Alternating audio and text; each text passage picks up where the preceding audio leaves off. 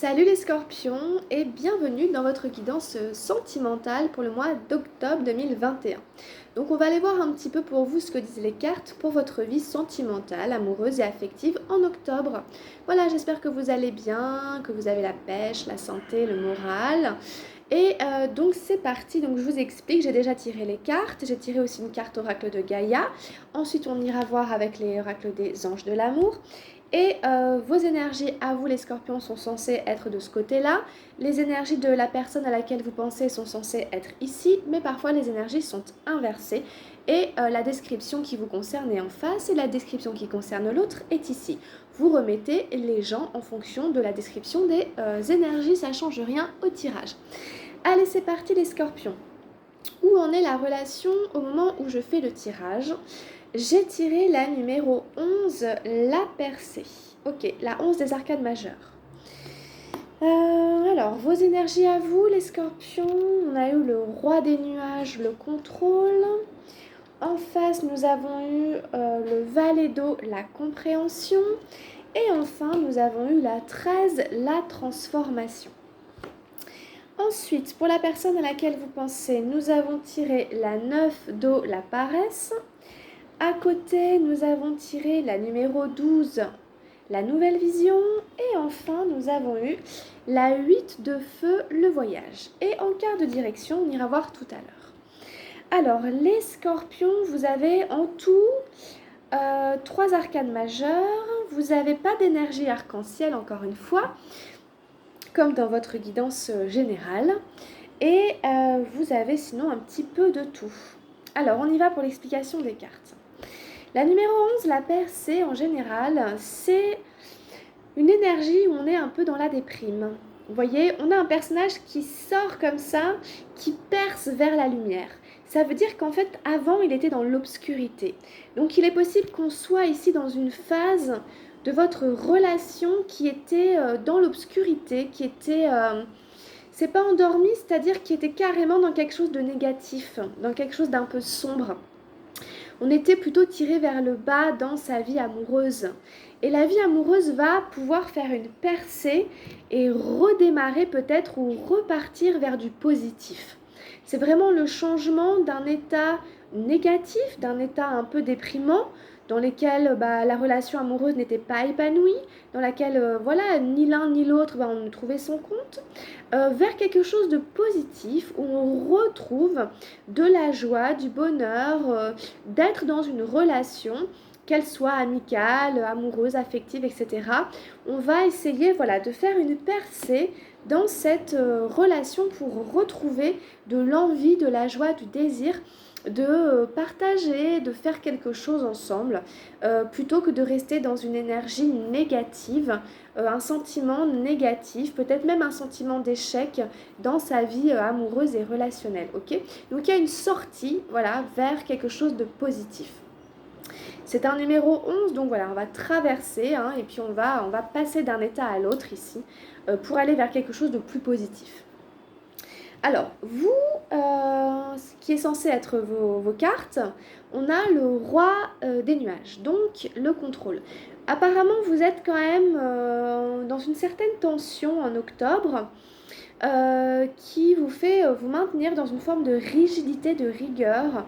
Et ici, avec le roi des nuages, on n'est pas très ouvert aux sentiments. On est plutôt dans le contrôle. Donc si vous voulez, on essaie de contrôler les choses, mais peut-être même aussi son corps.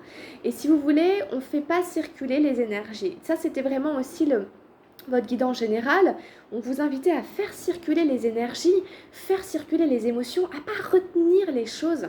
Parce que sachez que ça se cristallise dans votre corps et que tout ce que vous retenez d'émotionnel, de psychologique, tout ce que vous ne laissez pas circuler, se cristallise dans votre corps et crée des tensions, des douleurs, peut même vous faire tomber malade.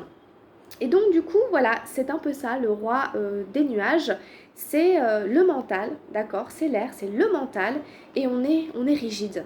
On est rigide, on est obtus, on est dans le contrôle, on ne laisse pas circuler les choses, on est sur la défensive, on est de marbre, et il y a quelque chose ici qui peut-être vous fait peur, qui fait que vous vous retenez et que vous avez l'impression que vous devez contrôler la situation. Donc vous êtes peut-être à tendance un peu contrôlante dans la vie amoureuse. Et voilà, vous avez ce sentiment que vous devez contrôler la situation, sinon vous craignez qu'elle vous échappe. Voilà. Il y a quelque chose à comprendre. Il y a quelque chose à comprendre de cet état contrôlant apparemment du statut que vous prenez dans votre vie amoureuse. Parce qu'en face, on a la compréhension, qui est une énergie des émotions justement.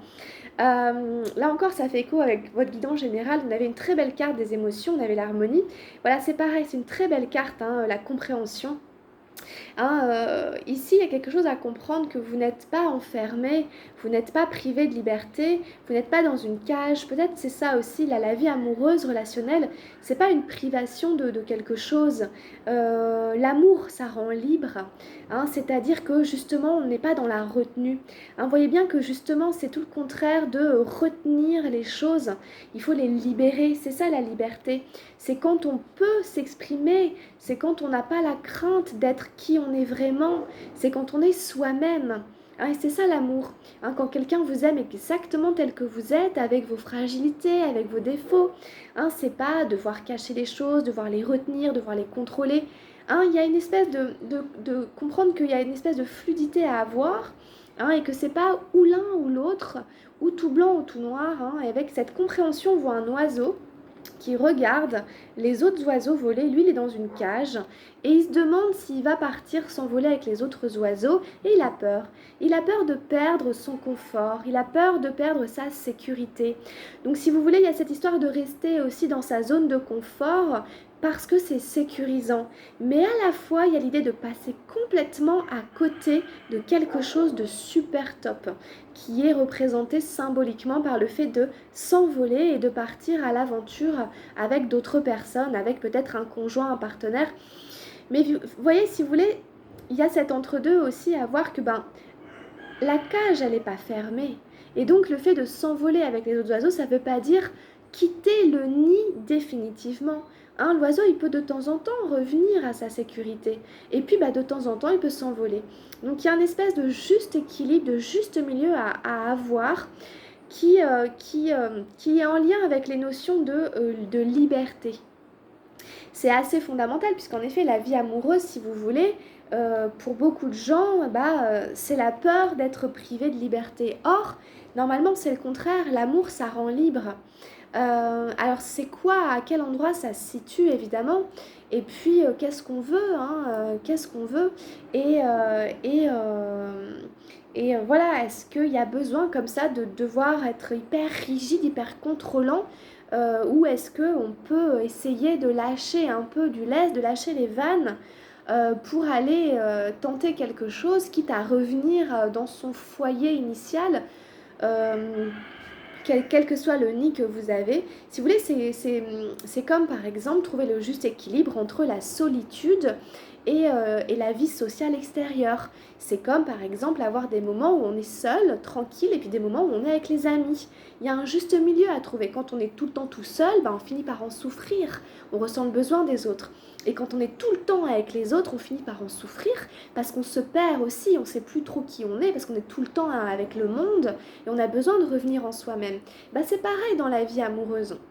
On peut avoir des moments où on a besoin d'être seul et l'autre doit le comprendre, hein, et des moments où on a envie d'être avec l'autre. Hein. C'est un juste milieu à trouver, c'est pas ou tout l'un ou tout l'autre.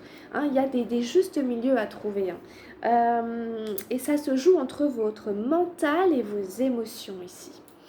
Un mental un peu trop contrôlant et des émotions qui n'osent pas se libérer, des émotions qui n'osent pas ouvrir la porte, qui n'osent pas franchir quelque chose pour prendre un risque, mais c'est le risque aussi du bonheur en fait. Mais il y a cette percée qui est là aussi. Donc vous voyez, il y a bien ce mouvement ici, là, vers l'extérieur comme je le fais, il y a un mouvement. Et alors, on a la transformation de la numéro 13. Et donc du coup, c'est vraiment en effet le phénix qui renaît de ses cendres. Donc à côté de la percée, ça vraiment, c'est très fort, ça fait un écho très très fort. C'est vos deux arcanes majeures, hein. Il y en a une troisième après chez l'autre personne. Vous voyez bien ces mouvements de transformation, de renaissance de revenir vers quelque chose de vivant, de solaire, de gai, de positif. Vraiment, vous allez vraiment vous transformer complètement. À mon avis, il y a des énergies avec lesquelles vous allez couper pour tenter des choses différemment. C'est un cycle, c'est une étape. Vous avez vécu d'une certaine manière jusqu'à maintenant, mais à partir d'octobre, vous allez décider de faire autrement parce qu'il y a besoin, parce que c'est dans les énergies, parce que c'est dans l'air. La transformation, le phénix qui renaît de ses cendres, vous allez changer de peau, hein, c'est symbolique, hein, vous allez être différent, vous n'allez plus être le même dans votre vie amoureuse, sentimentale et affective. Vous allez peut-être, je ne sais pas, relever des défis, faire preuve de courage, de détermination, oser aller dans des endroits où vous n'alliez pas, oser affronter des émotions que vous n'affrontiez pas. Vous allez peut-être, voilà, en tout cas, agir, être différent, différemment qu'avant. Donc c'est très fort, la transformation en dernière carte. C'est vraiment une renaissance totale, complète et absolue à vous-même dans votre vie amoureuse, ok? Donc il va y avoir des changements, à mon avis, assez importants qui sont en train de se mettre en place et qui vont vraiment, à mon avis, arriver à partir de octobre, novembre, décembre. Vous ne serez plus la même personne dans votre vie amoureuse et sentimentale et affective. Vous allez laisser votre ancien moi, votre ancienne peau dans le passé, lui dire merci, ok, tu m'as bien servi et tout, mais maintenant, j'ai besoin de faire comme ça, comme ça, comme ça pour être en harmonie avec moi-même. Donc on en vit tous des morts et des renaissances, des transformations, des deuils. La vie, ça n'est que ça, c'est même à chaque instant des deuils qu'on fait en soi-même pour oser, pour lâcher l'ego, pour sortir de l'orgueil, pour sortir du mental, etc. C'est tout le temps des renoncements qu'on fait même à la seconde, à la minute, pour tout le temps se renouveler. Mais là, c'est très très fort, c'est très symbolique par rapport à la vie amoureuse et sentimentale. Donc c'est bien, c'est un beau jeu, pas forcément évident, mais il y a des beaux challenges. Alors, en face de vous, on a la numéro 9, Do, la paresse. Donc c'est une énergie des émotions. Donc on a quelqu'un de paresseux peut-être, en tout cas de quelqu'un qui a la flemme, hein, de quelqu'un qui manque d'énergie, qui manque d'entrain pour faire les choses, pour passer à l'action. C'est quelqu'un qui a tendance à se reposer un peu sur ses acquis. Voilà, j'ai eu ça, j'ai eu ça, j'ai eu ça. J'ai pas forcément le courage, la motivation pour aller plus loin. Voilà, je suis plutôt sympa là, sur mon canapé, dans mes petits chaussons, avec mon chien, ma femme qui fait la cuisine, enfin je sais pas. Quelle que soit la situation, en tout cas, on a envie de rester dans cette situation juste parce qu'elle est confortable. C'est vraiment l'amour du confort. Voilà, vraiment voilà, je me plais dans mon confort et j'ai pas envie de faire d'efforts. Voilà, c'est le côté un peu paresseux, un peu flemme. Voilà. Alors, en face, on lui dit, il va falloir que tu te repositionnes. Donc, il va falloir changer de vision, la nouvelle vision. Voilà. Je change un peu c'est pas changer de peau, c'est pas aussi fort que la transformation, mais elles se suivent. Hein. Vous aviez la 13, vous, et la personne à la 12. Il y a quand même l'idée, avant peut-être la transformation, de se repositionner. Voilà, de voir les choses sous un angle différent. Le personnage, il était accroupi, il pouvait pas voir les étoiles, il voyait que l'herbe, etc. Il était vert, etc. Bon, bref. Et donc, du coup, il s'est déployé et du coup, il observe maintenant le ciel, les étoiles, il découvre qu'il y a une lune et tout ça. Et donc, du coup, forcément, sa vision de la vie, de l'univers change. Et donc, du coup, si cette personne, elle peut se repositionner dans sa vie amoureuse, elle va peut-être constater que, en fait, il manque ça, ça, ou alors qu'en fait, elle préférait que les choses soient comme ça, comme ça. Donc, en fait, plutôt que de se reposer sur ses acquis, on va inviter cette personne à voir plus loin. Ok, à voir plus loin, à considérer les choses sous un angle différent, à ouvrir son champ de vision pour faire différemment, pour un autrement, pour un ailleurs peut-être, enfin peu importe, en tout cas pour quelque chose qui change. De toute façon, le numéro 9 ici, il ne va pas durer parce qu'après on passe sur un 10. Donc c'est la fin d'une période confortable, un peu plan-plan et tout dans la vie sentimentale amoureuse. pour tout d'un coup avoir, je sais pas, peut-être d'autres envies ou découvrir des choses, etc., se tourner vers... Mais ça peut être ou soi-même, tout seul, dans la vie amoureuse, ou alors à deux, etc. Donc c'est toujours à replacer en fonction du contexte, hein. En fonction du contexte. Peut-être la personne, c'est avec vous qu'elle a besoin, envie de ce nouveau départ, peut-être aussi de revoir la vie amoureuse, de sortir de ce confort. Voilà, c'est vraiment à replacer en fonction du contexte. Et en plus, on a la 8 de feu, le voyage. Donc, il y a apparemment quand même pour ce personnage ici euh, quelque chose qui la travaille dans l'idée de partir faire un voyage, que ce soit avec vous, sans vous, par rapport à vous, pour vous rejoindre. En tout cas, sa vie amoureuse, elle est teintée de cette idée de voyager. Voilà. Donc, c'est très important parce que la nouvelle vision, juste avant, la nouvelle vision, bah oui. Et puis, ben voilà, on amorce un voyage, on part carrément, quoi. Donc, ça peut être ça, hein, vraiment, hein.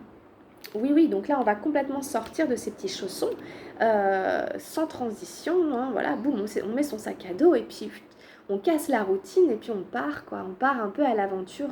On va aller voir, on va aller essayer de découvrir, de savoir ce que nous réserve cette aventure, ce que nous réserve ce voyage. On a peur, hein, il y a des doutes, il y a des nuages encore, c'est un peu obscur, on voit pas très bien, le paysage n'est pas clair. Mais allons-y, tentons le voyage pour aller voir quand même c'était quoi ces montagnes, c'était quoi ce qu'il y avait à vivre avec cette personne, qu'est-ce que ça voulait dire, qu'est-ce qui m'attendait derrière, voilà, qu'est-ce qui m'attendait derrière ça. Donc ici on invite à faire ce voyage évidemment, à sortir de cette flemme un peu pour adopter une nouvelle vision sur sa vie amoureuse, pour aller voir un petit peu qu'est-ce que ça pourrait réserver. Donc il y a peut-être l'idée de rejoindre quelqu'un ou de faire un voyage, etc. Ok, alors, carte de direction. Ah oui, j'avais eu l'avarice, je l'avais vue, elle était tombée. La carte d'arc-en-ciel, c'est un peu étrange, hein, c'est un peu drôle hein, d'avoir l'avarice en carte de direction, on comprend pas trop. Mais c'est pas grave, hein, on la prend quand même, parce que c'est une carte arc-en-ciel, ça fait du bien, ça remet un peu de terre, un peu d'ancrage dans ce tirage. Et bon, alors c'est l'idée quand même qu'on va être un peu près de ses sous, qu'on va être un peu économe. On va être dans une relation, on va pas trop dépenser, on va pas trop aller au resto, on va pas trop s'inviter à droite à gauche, etc. On va quand même, on va aussi être peut-être un peu, comment dire, vigilant à ce qu'on va donner. On va peut-être pas tout donner tout d'un coup, hein, en fonction de nos richesses, parce que la plus grande richesse, elle est dans le cœur. Et donc, il y a peut-être beaucoup d'amour à donner et à recevoir. Mais là, on va y aller prudemment. On va d'abord observer un peu le terrain, on va observer un peu l'autre et on va vérifier qu'il n'est pas là pour nous pomper, pour nous voler notre énergie, notre argent, notre amour, mais vérifier que c'est vraiment une relation qui repose sur le partage, l'équité, etc. Pour qu'il n'y en ait pas un qui donne plus que l'autre ou qui reçoive plus que l'autre. Voilà, je pense que c'est plutôt comme ça qu'il faut le prendre. Voilà pour les cartes avec le tarot au Shosen. Alors, avec le tarot, avec l'oracle de Gaïa, j'ai eu la très jolie carte du clair de lune. Voyage, romance, potentialité. Donc comme je vous dis, il y a un voyage dans l'air, là, hein, pour vous, pour l'autre personne, hein, vous replacez en fonction de à qui ça parle le plus. Et un petit voyage au clair de lune. Romance, potentialité. C'est très beau, j'ai l'impression que ça annonce quand même du romantisme. Il y a du romantisme dans l'air, hein, ça me paraît clair. De lune. Alors, la numéro 36. Il y a de l'amour dans l'air. Mais c'est comme ça que commence je vous jure, c'est comme ça que commence la description. Il y a de l'amour dans l'air. Vous ferez bientôt un voyage très spécial. Une soirée romantique vous permettra de découvrir la source d'un potentiel virtuellement illimité. Waouh, rien que ça. Une idée simple mais originale vous viendra et vous fera voir la vie sous un jour tout neuf. Grâce à elle, vous créerez quelque chose de nouveau qui aura une valeur durable dans votre vie. Détendez-vous et profitez de l'instant. La lumière indirecte de la lune remplit votre cœur d'amour et dévoile une mine de nouvelles possibilités. Ah, j'aime bien, franchement, ça me plaît beaucoup. Ça fait beaucoup plus écho au tirage qui est ici, donc peut-être que vous êtes davantage reconnu ici. Il y a cette idée de nouveauté, de nouvelle vision, créer quelque chose de nouveau qui sera durable dans le temps. Il y a l'idée d'un potentiel, peut-être une relation qui a un gros potentiel et vous allez peut-être faire ce voyage, voilà, parce qu'il y a quelque chose, de découvrir une source d'un potentiel ici limité. Oui, il y a de la boue dans l'air apparemment. On vous invite à vous détendre, à profiter de l'instant présent. Il y a cette lumière ici de la lune, peut-être voir aussi ce qui se passe aux pleines lunes, aux nouvelles lunes, etc. Il y a peut-être des moments forts, importants, en rapport avec les énergies lunaires, donc restez attentifs. En tout cas, cette nouvelle lune, elle déborde d'amour, elle remplit votre cœur d'amour et elle vous envoie vers une mine de nouvelles possibilités. Les affirmations positives, j'invite la romance dans ma vie. Je considère les choses sous un jour nouveau. La vie est pleine de possibilités innombrables. Je baigne dans un potentiel illimité de création, une source éternelle d'inspiration. C'est vraiment magnifique. Vraiment magnifique. Il y a plein de possibilités. Laissez-vous bercer. Laissez-vous embarquer par ce clair de lune qui moi-même me berce. Même moi-même, ça m'emmène. C'est sympa, les scorpions, c'est vraiment beau. Ça fait du bien de la romance comme ça, de temps en temps dans l'air.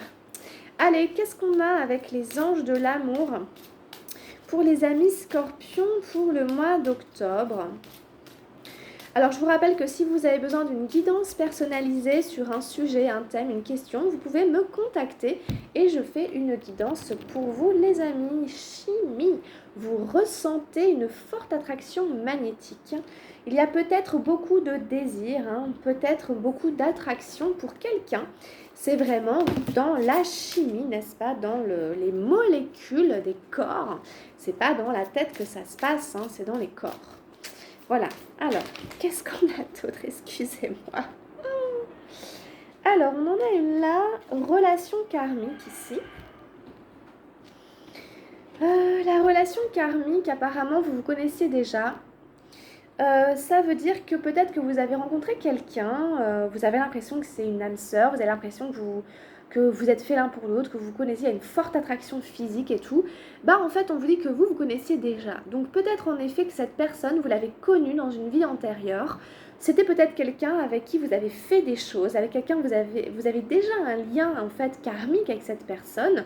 Et donc du coup, en effet, vous la retrouvez. Et donc en effet, il y a quelque chose entre vous. Il y a quelque chose entre vous d'un peu spécial, d'un peu unique, parce que vous vous connaissiez déjà. Donc en tous les cas, moi, j'interprète pas les relations karmiques de quelque manière que ce soit. Je considère que c'est quelqu'un que vous connaissez depuis longtemps et que donc ça n'est pas un inconnu. Donc c'est quelqu'un qui a une place dans votre vie depuis longtemps déjà. À savoir si c'est la personne de votre vie, patati patata, peu importe. En tout cas, vous connaissez depuis longtemps, donc vous êtes amis depuis très longtemps. Donc c'est quelqu'un de spécial pour vous qui vous suit de vie en vie et que vous retrouvez de vie en vie, donc c'est plutôt sympa. Donc voilà, après ça peut en effet vous faire travailler votre karma. Mais bon, moi, je pense que toutes les relations nous font travailler notre karma. Mais voilà, en tout cas, c'est une relation quand même privilégiée, spéciale. Alors, qu'est-ce qu'on a? Vous pouvez aimer sans crainte. Ok. Ouvrez votre cœur pour donner et recevoir l'énergie la plus élevée entre toutes. Pareil, ça me fait penser à votre guidance générale. On vous invite vraiment à laisser circuler les énergies qui sont dans votre cœur, laisser circuler les émotions, laisser circuler tout ça. Ouvrez ici pour pouvoir recevoir l'amour. C'est vraiment l'énergie la plus élevée entre toutes. C'est l'énergie de guérison, c'est l'énergie de vie. Voilà, donc essayez de vous mettre dans cet état de disposition. Je suis disposée à être aimée et à aimer en retour. J'ouvre mon chakra du cœur, je fais cette percée et ça peut circuler de moi à l'autre et puis de moi à tout ce qui est vivant autour de moi, cette énergie la plus belle et la plus puissante. Merci de m'avoir suivi les scorpions, on a fini. Écoutez, likez, abonnez-vous, restez avec moi, allez voir les guidances de vos signes ascendants et lunaires pour compléter cette guidance-ci. Contactez-moi si vous avez besoin d'une guidance personnalisée. En tout cas, je vous souhaite plein de bonnes choses. Bon anniversaire pour ceux qui auront leur anniversaire fin octobre. Et puis, écoutez, on se dit à très vite. En attendant, prenez bien soin de vous. Je vous embrasse très très fort les scorpions. À tout bientôt. Gros bisous. Ciao.